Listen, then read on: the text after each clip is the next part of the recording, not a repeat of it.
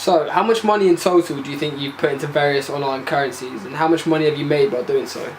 Well, I started off by putting maybe a few £100 into my first currency, which was Ethereum, and from there it sort of grew on. And I probably put around maybe £5,000 into it, and the amount that I've made changes quite a lot.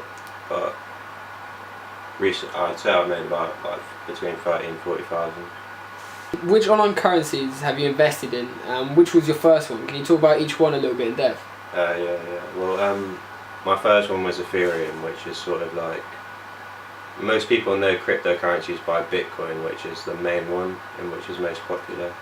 But Ethereum takes like the technology to another level. Really, it's not just a currency. It allows for people to build their own applications on a decentralized sort of network, kind of like the internet in a way.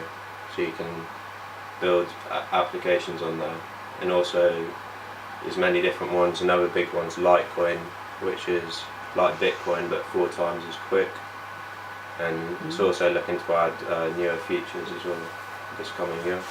So, how do these currencies actually work?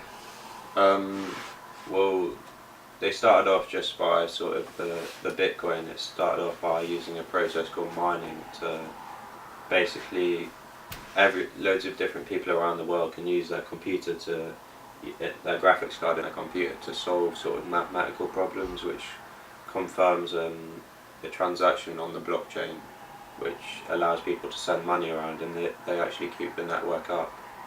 But since then, more different kind of methods of sort of using the cryptocurrencies have come around, but mining's sort of the main one in right now, and I'll show you the currency I mined called Prosil Coin. Because Bitcoin is quite a well-known one, it's hard to mine now, so people have sort of come up with more. People use big self-made sort of computers made especially for mining, meaning they can actually mine a lot more Bitcoin per second than say someone like me with just a normal computer. But you can actually mine just smaller coins, and you'll see it's doing 32 mega hashes per second. So that's how much it's inputting into the. Not very much, but. And so, can you make money off doing this? So you can. On my computer, you wouldn't make very much money, maybe a few quid a day just by leaving it on. But say if you had actually made a sort of one of these mining rigs things, you could probably make between like 10 and 100 quid or more. Depends on your. But it also requires a lot of electricity, which is one of the things people are sort of looking at, saying, is this sustainable for the future, especially if it's going to be more scaled and it's using this much electricity. So there's other coins now that have come out, for example Neo, which uses, if you hold some Neo, you can confirm transactions just by holding a certain amount, and you get paid just by holding it. So you make money just by holding on to it, which is quite a good sort of idea. And there's some other ones as well, but the main two are called Proof of Work, which is the mining one, and then there's Proof of Stake, which is the one that Neo uses, which requires you to hold tokens in order to help run the network. So what are the new upcoming currencies that you think are looking good? Well, obviously you've got Bitcoin and Ethereum, which are sort of already the biggest ones, but I think Cardano is also a very strong sort of competitor for Ethereum, because Ethereum it's a similar network to Ethereum, but it's bringing in more of a scalable network, meaning because so many people are using these cryptocurrencies now that they can't actually really run very quickly at all. It can take days or hours to send funds around, so Cardano is sort of making it so you can send things around very quickly, and it's sort of scalable for the future. So I think that one could be very good. And also Neo, which is sort of named the Chinese Ethereum, and that could be big over in China, but I'd say Cardano is going to be a big one over here. Yeah. And so, for those viewers who are wondering, how do you go about buying these online currencies? Well, the easiest way is to download an app on your phone called Coinbase, and you can buy 4 currencies on there, I think. Bitcoin, Ethereum, Litecoin, and Bitcoin Cash, which is a updated version of Bitcoin, but it's a lot of people look down on it recently, but it's also a good coin.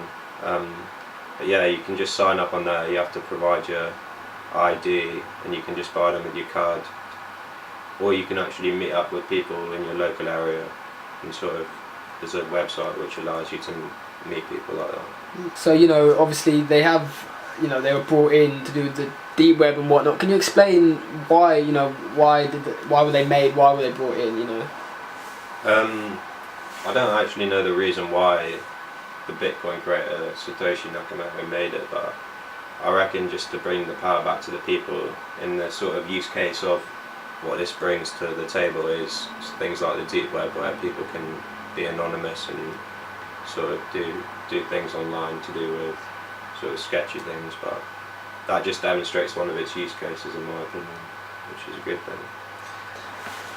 So can you explain what is the deep web? So the normal internet's only really a very small percentage of the internet, and then you've got the deep web, which you can't access on a normal internet browser like Google Chrome or stuff like that. You need a browser called Tor, which sort of links to loads of nodes around the world, so it means you can stay anonymous while browsing the internet, and it has a lot of different things on there, including sort of darknet markets, which you can buy pretty much anything ranging from drugs to weapons and guns and that kind of thing. And how did you yourself hear about the deep web? Have you, have you been involved? Probably by just seeing it on the normal internet really, and hearing about it, and also I've known friends which have ordered off there before, and they say it's actually quite reliable, and the people on there seem legit, and it's sort of like an Amazon for anything we want really. How do people, get away with sending drugs and all sorts, through, your standard UK Royal Mail without being, undetected? How does it? Do you know how the process of it? How does it come? Yeah, I think I've read about it actually, and I think they use like sort of packaging, which means no smell can get out, and also they're also sending them from different countries, so it's coming through customs sometimes from Canada or the Netherlands maybe, and they use reflective packaging, meaning like the machines can't detect what's inside of the stuff, so it just really goes through, and a lot of it's going through the Royal Mail as well. There's nothing really to stop it really.